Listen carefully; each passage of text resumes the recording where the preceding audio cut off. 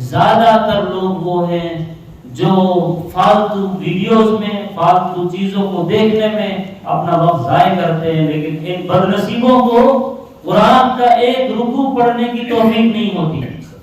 قرآن کا ایک رکوع کی تلاوت گھر میں بچوں سے کہہ دے، اس بات کی بھی توفیق نہیں ہوتی۔ اگر خود کو پڑھنا نہیں آتا، بیوی کو آتا ہے، بچوں کو آتا ہے، تو اس کی یہ ہمت نہیں ہوتی، اور مہینے گزر جاتے ہیں یہ کہ کہہ نہیں پاتا کہ قرآن پڑھو۔ جب یہ حالات رہیں گے تو آپ بتائیے کہ پھر ہم شکوہ کس سے کریں، ہم گلہ کس سے کریں؟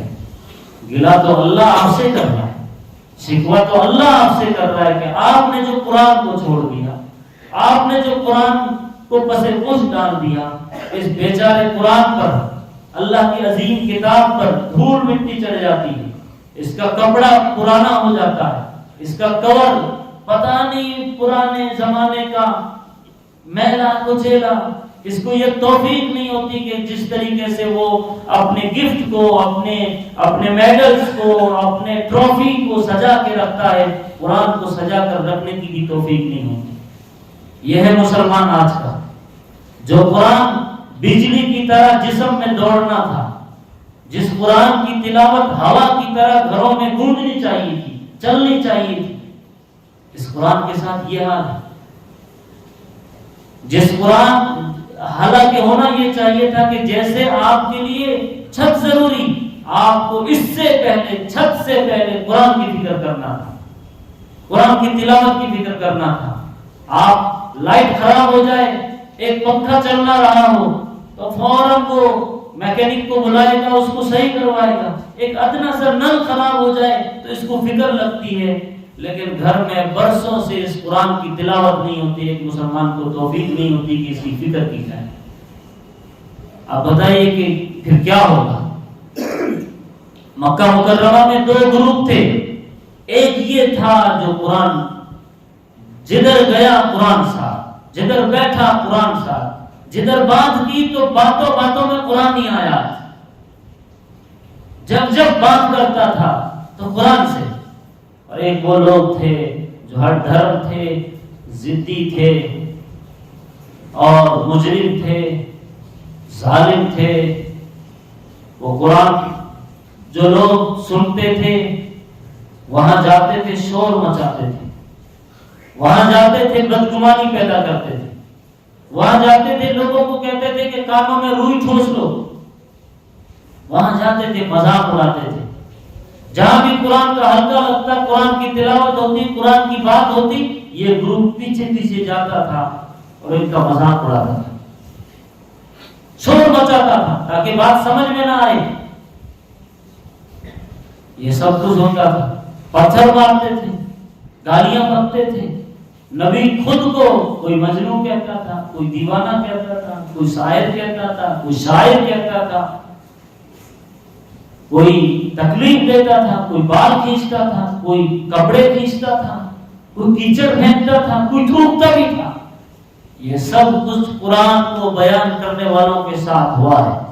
مکے کی پوری 13 سالہ زندگی قرآن ہی کے ذریعے سے دعوت، قرآن ہی کے ذریعے سے دعوت، اور کوئی دوسرا مسئلہ نہیں تھا۔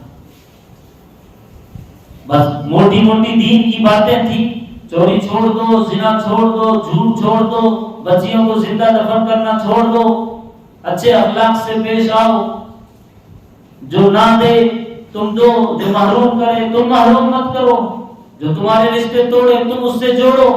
یہ سب باتیں ہوتی تھی، لیکن سب سے بڑا کام، سب سے بڑا جہاد، وجاہدہم بہ جہادا کبیرا، جہاد کبیر کہا کہ قرآن کے بھی ہی ان سے لڑو، ان سے بحث کرو، ان کو بات سمجھاؤ، دلیل مانگے تو دلیل دو، پروف مانگے تو پروف دو، عقلی اور لوجیکل کوئی بات کرے تو اس انداز میں بات کرو، جس زبان میں جس آؤ بھاؤ کے ساتھ آئے آپ قرآن کے ذریعے سے ان کا مقابلہ کرو۔